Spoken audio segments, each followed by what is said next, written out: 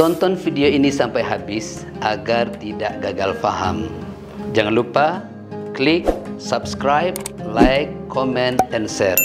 Semoga bermanfaat dan menjadi amal ibadah.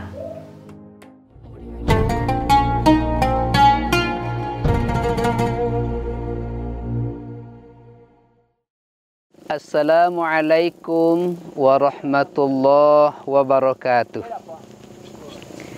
Alhamdulillahilladzi huwar rahmanur rahim.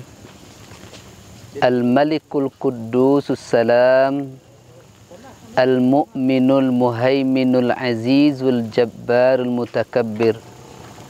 Subhanallahi amma yusrikun. Asyhadu an la ilaha illallah wahdahu la syarikalah, wa asyhadu anna Muhammadan abduhu wa rasuluh. Allahumma sholli ala Muhammad. Para sahabat di mana saja berada yang dirahmati Allah, para sahabat yang saya cintai dan saya sayangi, selagi kita hidup di dunia ini, setiap amal yang kita lakukan, sekecil apapun itu kebaikan, pasti dibalas oleh Allah Subhanahu wa ta'ala. Kata Allah dalam Quran, فَمَنْ يَعْمَلْ مِثْقَلَ ذَرَّةٍ خَيْرًا يَرَهُ. Siapa yang beramal sekecil apapun amal itu, walaupun sebesar biji zarah, pasti Allah akan memberikan balasan kebaikan kepadanya. Maka selagi kita hidup di dunia ini, banyak-banyaklah kita beramal, karena tidak ada amal sekecil apapun kecuali Allah membalasnya, apakah itu kebaikan maupun keburukan. Ketika kita sudah meninggal dunia, datang malaikat maut menjemput kita, kematian datang, maka segala amal yang kita lakukan sudah terputus karenanya.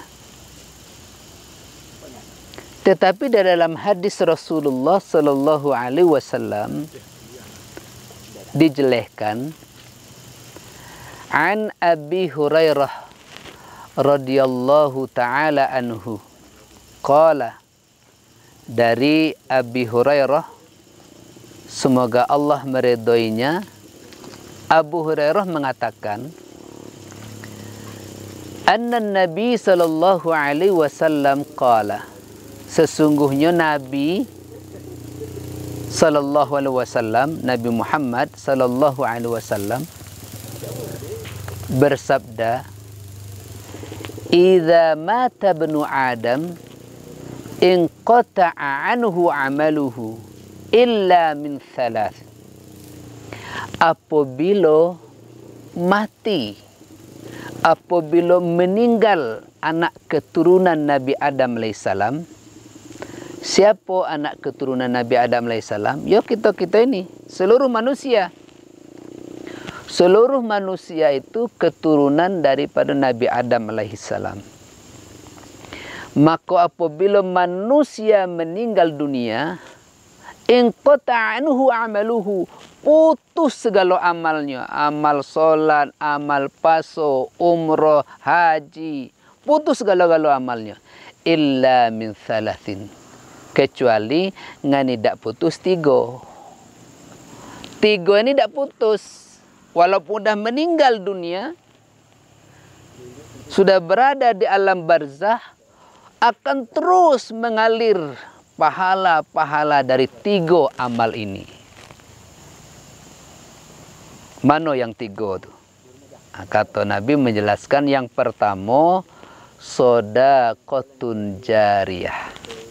Sedekah jariyah. Siapa di antara kita waktu hidup atas dunia ini pernah melakukan amal sedekah jariah, walaupun kita sudah meninggal dunia akan terus mengalir, akan datang kiriman-kiriman pahala dari sedekah jariah kita waktu hidup di dunia itu. Apa itu sedekah jariah? Jadi sedekah jariah itu sesuatu yang kita berikan daripada harta kita, digunakan oleh masyarakat banyak, dimanfaatkan dalam jangka panjang. Itulah sedekah jariah. Kalau kita sedekah sekarang habis itu bukan sedekah jariah. Membangun jalan, sedekah jariah. Membuat sumur, sedekah jariah. Membuat jembatan, sedekah jariah. Masjid, madrasah, pondok pesantren, itu sedekah jariah. Jadi kalau kita sedekah jariah, kita sudah meninggal dunia akan terus mengalir pahalanya untuk kita. Para sahabat sekalian yang dirahmati Allah, ini mohon maaf, ini di belakang kita ini ada asap, ada api, ini bukan apa-apa. Karena sekarang kita lagi berada di tempat lokasi, insya Allah di tempat ini kita akan membangun pondok pesantren tahfiz Al-Quran. Maka bagi para sahabat-sahabat yang ingin bersedekah jariah, yang nanti kita meninggal dunia akan terus mengalir pahalanya, maka insya Allah di sini tempatnya. Bersedekah jariah untuk membangun pondok pesantren tahfiz Al-Quran. Ini di belakang ada asap nih karena di sini banyak isap, banyak nyamuk. Para sahabat dirahmati Allah. Kemudian yang kedua, kata Nabi menjelaskan bahwa akan terus mengalir pahala kepada orang yang meninggal dunia, tidak ada putusnya, adalah au ilmu yantafa'uhu bih, ilmu yang bermanfaat. Kalau ada kita mengajarkan orang ilmu yang bermanfaat, ilmu itu terus dikembangkan. Ilmu apapun, pokok ilmu yang bermanfaat. Kita ahli bikin kue, ajarkan orang menakwe. Nanti ilmu itu terus dikembang oleh orang, kita terus mengalir pahalanya walaupun kita sudah meninggal dunia. Kita ahli bikin bangunan, ajarkan orang. Matematika, ajarkan orang. Ilmu agama apalagi. Maka orang-orang yang menjadi guru itu subhanallah luar biasa. Ketika di dunia dia menjadi guru, ketika dia meninggal dunia berapa orang muridnya. Ilmunya terus berkembang. Gurunya sudah meninggal dunia, tapi pahala yang terus mengalir buat dia. Atas ilmu yang bermanfaat yang diberikan. Jadi tidak mesti ilmu agama saja. Ilmu apa baik. Yang penting bermanfaat, membawa kebaikan. Jangan ilmu santet, ilmu dukun, ilmu menapuhun orang gedang. Itu tidak kau itu. Itu nanti mati gitu. Anak murid kita dia menapuhun orang gedang. Kita dah kubur dapat kiriman dosa. Piu aku dapat dosa ni. Anak murid kaya di dunia menapuhun orang gedang. Guna-guna santet. Menasihir orang suami isteri. Hidup sakinah, mawaddah, warahmah. Nyo mecah, cek, pisah, cerai. Gara-gara ilmunya. Kayu yang adalah kubur. Ilmu hitam. Perdukunan. Santet. Dapat kiriman dosa-dosa. Tapi kalau ilmu kebaikan kita berikan. Walaupun hanya kita ngajar orang Bismillahirrahmanirrahim. Itu ngajar orang alif, ba, ta, tha, A, B, C, D. Terus mengalir pahala yang buat kita. Para sahabat sekalian dirahmati Allah. Ini insya Allah pondok pesantren yang akan kita buat di sini juga dalam rangka itu. Dalam rangka kita menginginkan kalau kita lah meninggal dunia besok, maka murid-murid kita yang ada di sini akan terus berkirim pahala kepada kita karena ilmu-ilmu bermanfaat kita tinggalkan untuk dia. Para sahabat dirahmati Allah. Yang ketiga, kata Nabi Muhammad SAW menjelaskan bahwa yang tidak putus amalnya ketika kita telah meninggal dunia, kita telah mati, awaladun salih yad'ulah, anak yang soleh yang mendoakan kedua orang tuanya. Kita boleh punya anak berapa saja, yang penting anak itu soleh. Datung, dok cik, mak cik, berapa orang anak kayo? 5 ya? 5 anak. Ada yang soleh. Suleh lah kalau. Dia anak 5 orang suleh kalau, tambah lagi suhang. Yang ke-6 mudah soleh. Tapi memang setiap orang tu boh nyenda anak soleh. Mau dia memiliki anak yang soleh. Tapi anak soleh itu kan tidak selabin bin selabin abrakadabra. Puh, soleh. Ayah nyembuh. Juna soleh tak. Ada prosesnya. Mana cara anak itu menjadi anak yang soleh. Dimulai dari dalam kandungan ibunya itu waktu ibunya mengandung. Seringlah ibunya ikut majelis taklim. Seringlah ibunya mendengar ceramah. Dibacalah surah Yusuf. Dibacalah surah Maryam. Seringlah bersama bapaknya berzikir. Ini ibunya sedang hamil, baru rentak kudo. Mana anak dia soleh? Habis itu lahir anak mulai tahu berjalan bertertak anak tu. Soleh anak tu. Tak soleh tu. Begitu anak mau lahir, dia kasih dia. Dia tahnik dia, kasih dia kurma sini. Dia kunyah-kunyah tu kurma sampai hancur. Letak di sini. Sebaiknya yang ngunyah kurma tu orang soleh, ustaz, buya. Tapi tanya dulu buya tu tidak kayak sakit gigi buya. Ni so kunyah-kunyah kayak kurma buya so lah anak. Kira buya sakit gigi hanya ulek gigi tu. No, kecil sakit gigi anak itu. Umur 7 hari akikahkan dia.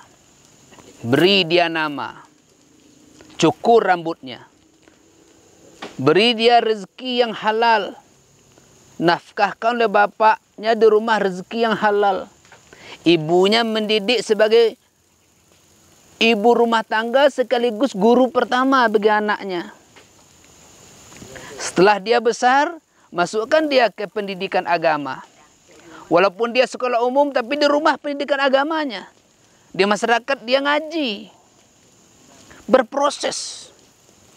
Maka beruntunglah orang tua, beruntunglah ayah ibu yang memiliki anak yang soleh-solehah.